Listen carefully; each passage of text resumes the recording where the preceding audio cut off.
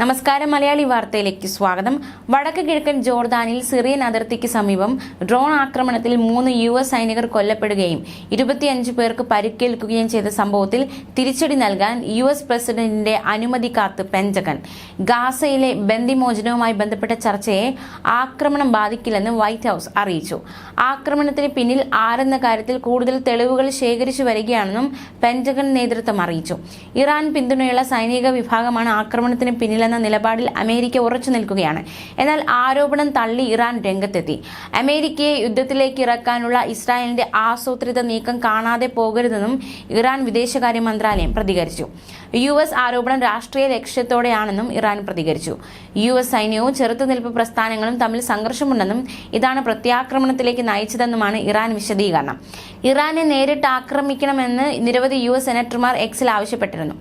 ആക്രമണത്തിന് തീർച്ചയായും തിരിച്ചടിക്കുമെന്ന് US പ്രതികരിച്ചിരുന്നു. ഇറാൻ അനുകൂല സായുധ സംഘടനാ കൂട്ടായ്മ ഇസ്ലാമിക് റെസിസ്റ്റൻസ് ആണ് ആക്രമണത്തിന്റെ ഉത്തരവാദിത്തം ഏറ്റെടുത്തത്. ഗാസയിലെ ബന്ദിമോചനവുമായി ബന്ധപ്പെട്ട് പാരീസിൽ നടന്ന ചർച്ചയിൽ പുരോഗതിയുണ്ടെന്നും സൈനികരുടെ കൊല പ്രതികൂലമായി ബാധിക്കില്ലെന്നും വൈറ്റ് ഹൌസ് വക്താവ് ജോൺ കിർബി പ്രതികരിച്ചിട്ടുണ്ട്.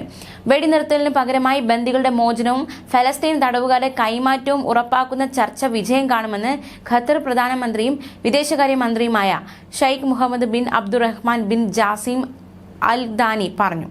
ഹമാസ് എന്ത് തീരുമാനം കൈക്കൊള്ളുമെന്ന് പ്രവചിക്കാനാകില്ലെന്നും മധ്യസ്ഥ രാജ്യത്തിന്റെ റോൾ മാത്രമാണ് തങ്ങൾക്കുള്ളതെന്നും അദ്ദേഹം വ്യക്തമാക്കി. ഗാസയിൽ ജൂത കുടിയേറ്റത്തിന് അനുമതി നൽകണമെന്നാവശ്യപ്പെടുന്ന സമ്മേളനം ഇസ്രായേലിൽ ചേർന്നത് ബന്ദിമോചന ചർച്ചയ്ക്ക് തിരിച്ചടിയാകുമെന്ന ആശങ്കയും ശക്തമാണ്. സമ്മേളനത്തിൽ 12 ഇസ്രായേൽ മന്ത്രിമാരാണ് പങ്കെടുത്തത്. മന്ത്രിമാരുടെ നീക്കം നിരുത്തരവാദപരമെന്ന് വൈറ്റ് ഹൌസ് പ്രതികരിച്ചു. അതിനിടെ ഗാസയിൽ ആക്രമണം കൂടുതൽ രൂക്ഷമായി തുടരുകയാണ്. ഖാൻ യൂനിസിൽ നടത്തിയ ആക്രമണങ്ങളിലൂടെ 2000 ഹമാസ് പോരാളികളെ കൊലപ്പെടുത്തിയെന്ന് ഇസ്രായേൽ സൈനിക വക്താവ് അവകാശപ്പെട്ടു. ഗാസയിൽ നിന്ന് തെൽ അവീവിന് നേർക്ക് അൽ ഖസാം ബ്രിഗേഡ് ഇന്നലെയും 15 റോക്കറ്റുകൾ അയച്ചു. അതിനിടെ ചെങ്കടൽ വഴിയുള്ള ചരക്ക് കടത്ത് സുരക്ഷിതമാക്കാൻ US-ഉം UK-യും നേതൃത്വം നൽകുന്ന സംയുക്ത സേനാ നടപടികൾ സജീവമാക്കുന്നതിനിടെ അമേരിക്കൻ യുദ്ധക്കപ്പൽ ആക്രമിച്ചെന്ന അവകാശവാദവുമായി ഹൂതികൾ രംഗത്തെത്തി. USS ലെവിസ് ബി പുള്ളറിനു നേരെ ആക്രമണം നടത്തിയെന്നാണ് ഹൂതികൾ അറിയിച്ചത്. ഇക്കാര്യത്തിൽ അമേരിക്കയുടെ പ്രതികരണം പുറത്തുവന്നിട്ടില്ല. അതേസമയം ഗാസയിൽ കൂടുതൽ യുനർവ കേന്ദ്രങ്ങൾ പ്രവർത്തനരഹിതമായതോടെ ദുരിതം കനത്തു. 22 യുനർവ കേന്ദ്രങ്ങളിൽ നിലവിൽ 4 എണ്ണം മാത്രമാണ് നിലവിൽ പ്രവർത്തിക്കുന്നത്. ഗാസയിൽ ആഹാരവും വെള്ളവും മരുന്നും അടക്കം എത്തിക്കുന്നത് UN അഭയാർത്ഥി ഏജൻസിയായ യുനർവ കേന്ദ്രങ്ങൾ വഴിയാണ്.